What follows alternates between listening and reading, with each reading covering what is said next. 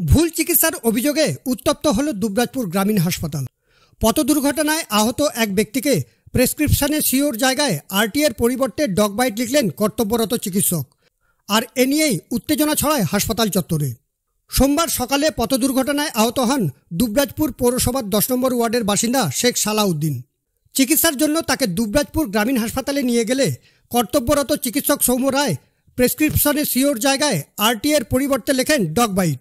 Prescription দেখে চক্ষু চরক রোগীর আত্মীয়ের। পথ দুর্ঘটনায় আহত ব্যক্তিকে কুকুরে কামড়ানোর চিকিৎসা কর্তব্যরত চিকিৎসকের। এমনই অভিযোগ পথ দুর্ঘটনায় আহত শেখ সালাউদ্দিনের ছেলে মাসুম আলীর। ঘটনায় বিক্ষোভে ফেটে পড়েন তাঁরা। শুধুমাত্র ভুল চিকিৎসা নয়, নেশাগ্রস্ত অবস্থায় চিকিৎসা করার অভিযোগও করেন শেখ মাসুম আলী। ইনি আমার বাবা শেখ সালাউদ্দিন, এনার বয়স হচ্ছে 59।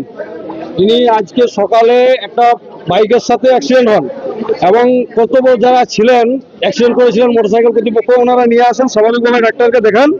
ডাক্তারবাবু এখন ওনাকে ডগ বাইটের ভ্যাকসিন নিতে বলেন এবং সে প্রেসক্রিপশনটা আমার নজরে পড়ে এবং আমি সেটাকে দেখাই যে এটা ডগ বাইট কেন হবে, এটা তো অ্যাক্সিডেন্ট কেস।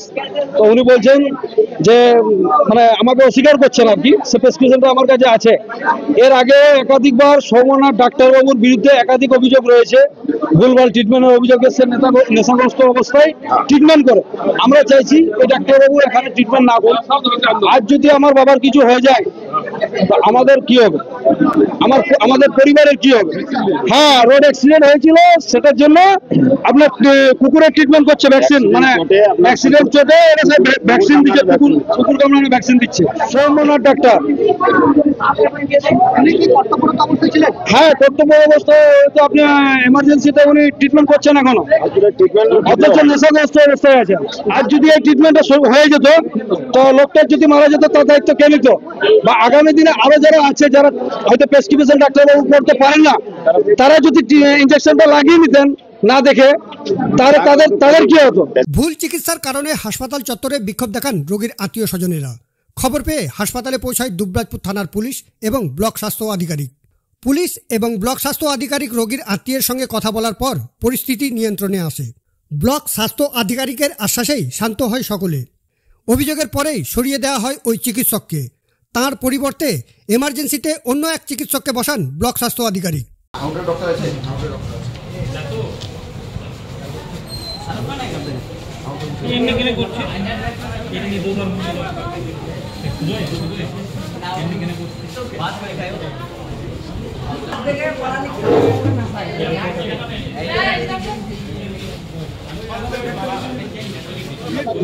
আমাদেরকে আশ্বাস দিয়েছেন যে সৌম্যনাথ ডাক্তার যা রয়েছেন আগামীকাল থেকে ওনাকে দেখতে পাওয়া যাবে না।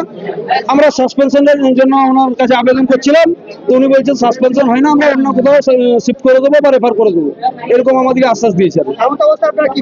এর মধ্যে অবস্থায় এখন আমরা দেখছি যদি ডাক্তার চেঞ্জ না হয় তাহলে আগামী দিনে আমরা কালকে আবার আসবো।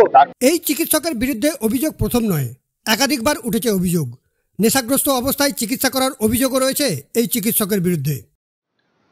করেছিল বলতে দেখলাম ডাক্তার, আমি মনে করলাম হয়তো ঘুমিয়ে গেছি। হ্যাঁ, এইটুকু দেখলাম। হ্যাঁ, আমি একটা ডাক্তার কি বলবি নেশা করেছে? একটা ডাক্তারকে নেশা করা বলতে পারি না। হ্যাঁ, তারপরে ডাক্তারকে এনার গিয়ে বললো, হ্যাঁ ডাক্তারবাবু চলে গেল। এই পুলিশ স্টেশন ছিল না, পুলিশ স্টেশন গিয়ে বললে ডাক্তারবাবু চলে গেল। হ্যাঁ, অন্য ডাক্তারবাবু এলো জয়েন করলো। বারবার একই চিকিৎসকের বিরুদ্ধে অভিযোগ। ক্ষুব্ধ রোগী থেকে রোগীর আত্মীয় স্বজন সকলে। যার বিরুদ্ধে অভিযোগ সেই চিকিৎসকের সঙ্গে যোগাযোগ করলে তিনি ফোন ধরেননি। তবে অভিযোগের সত্যতা স্বীকার করেছেন ব্লক স্বাস্থ্য আধিকারিক সালমান মণ্ডল। এ বিষয়ে কি বলছেন ব্লক স্বাস্থ্য আধিকারিক, শুনুন।